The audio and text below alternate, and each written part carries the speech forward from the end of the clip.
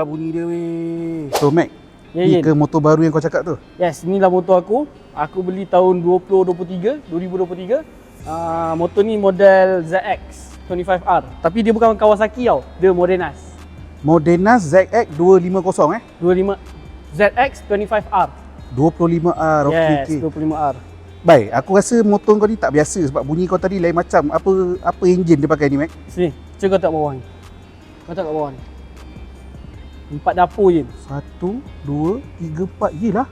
Dia 4 dapur. Biar betul weh, 250 4 4 piston. dapur. Dia No. pick up dia meh-meh sikit tapi mid dengan high end dia syahdu. Weh, tapi exhaust kau dah tukar Exhaust tukar sebab tu lah bunyi macam Superbike. Kalau tak tukar Yin dia tak ada bunyi. Macam kereta lah. Kereta kan kalau tak tukar dia bunyi EV.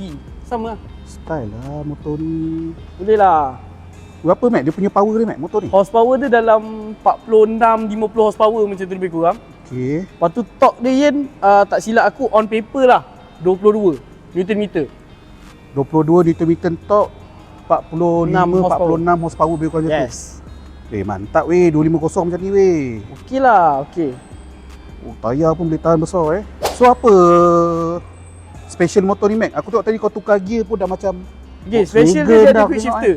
Macam ni, kau tengok kat sini Ini, kalau yang main motor dia tahu lah. Ini nama dia quick shifter. Itulah quick shifter dia. Dia ada up down. So naik, turun, tak payah pakai clutch. So kira kau tukar gear tu macam Tekan kita je. lah. Tekan je. Apa. Tak payah tekan clutch, tak payah lepas throttle. Tekan je. Mantap Boleh Mac, aku nak sekali lagi kau belanja bunyi dia Mac. Bunyi bunyi dalam ni Hmm. Okey, sekejap.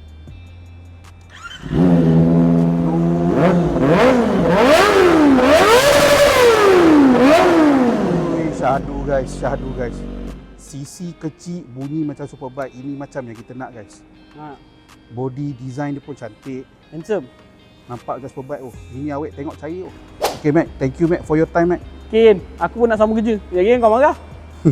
Lawa weh guys, motor ni ZX 25R. R. Korang boleh check it out.